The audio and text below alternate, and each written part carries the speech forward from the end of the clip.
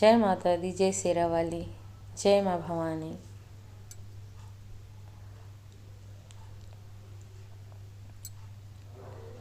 निमिया की शीतल छाँव हो, निमिया की शीतल छाँव हो, मैया बैठी मंदिरवा, निमिया की शीतल छाँव हो,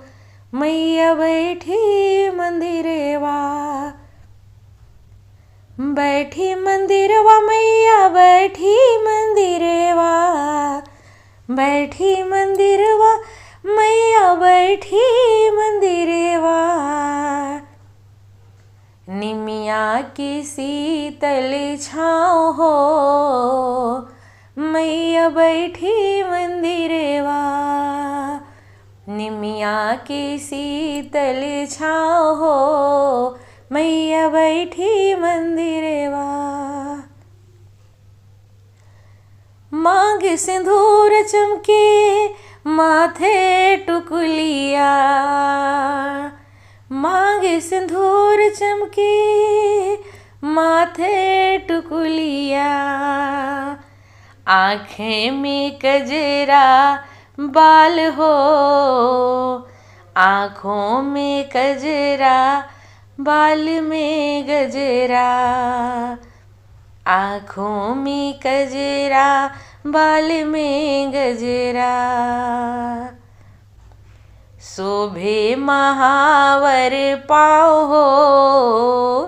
सोहे महावर पाँव हो, अंग लग की चुनरिया,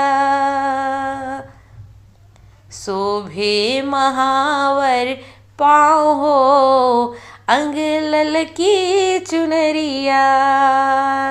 निमिया की शीतल छाँव हो, निमिया की शीतल छाँव हो, मैया बैठी मंदिरवा, मालिनी फूल लाई गजरा बनाई, मालिनी फूल लाई गजरा बनाई, ग्वालिन तेजे दूधवा लेके आई, ग्वालिन जे दूधवा लेके आई, दर्शन के जुटे संसार हो, दर्शन के जुटे संसार हो,